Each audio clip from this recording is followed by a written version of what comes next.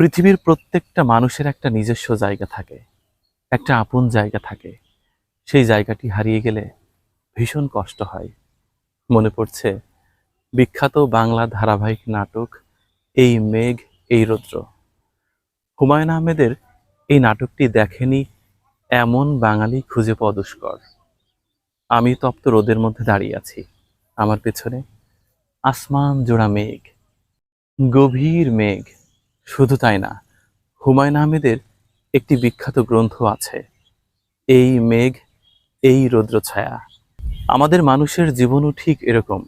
কারোর জীবনে ঝলমলে রোদ, আবার কারোর জীবনে গভীর কালো মেঘ। মেঘ ডাকছে, একটু পরে ঝুম বৃষ্টি নামবে।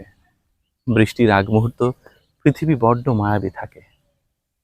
সারা মাঠে যৌবনের ছোঁয়া, পাকা ধান ক্ষেত। এই পাকা ধান ক্ষেতের উপর মৃদুমন্দ বাতাস। সেই বাতাসের মধ্যে নেই শুষ্কতা, রয়েছে নির্মল এক প্রশান্তি। আসমান ভেঙে বৃষ্টি নামবে, এপাশে রোদ। দূরের গ্রামগুলোর দিকে তাকিয়ে দেখুন, ওপাশে ঝুম বৃষ্টি নেমেছে। মানুষের জীবনে কারো কারো বেলায় যখন বৃষ্টি নামে, ঠিক ওই সময়ই অন্য কারোর জীবনে ঝলমলে রোদের দেখা মেলে।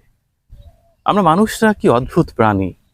ঝলমলে রোদ আমাদের পছন্দ না, অথচ স্যাঁতসেঁতে প্যাচপেচে কাদা বৃষ্টিময় দিন আমাদের পছন্দ। স্বল্প বেতনের হতদরিদ্র কেরানি সারাদিনের অফিস শেষ করে বৃষ্টিতে ভিজতে ভিজতে ছাতা গুটিয়ে বলে, কই গো গিন্নি, সারাদিন বৃষ্টি পড়েছে, আজ একটু খিচুড়ি রান্না করো তো। আমরা মানুষরা বড্ড অদ্ভুত। আমাদের স্মৃতি কাতরতায় ভোগায় বৃষ্টি, ঝলমলে রোদ নয়। অথচ ঝলমলে রোদ মানেই সৌভাগ্যের প্রতিচ্ছবি, জীবনে আলোর দেখা। এ পাশটায় আলো, ঝলমলে রোদ, আর পেছনে গভীর কালো অন্ধকার মেঘ, যে মেঘে জল টইটুম্বর করছে। বৃষ্টি, এই মেঘ এই রৌদ্র।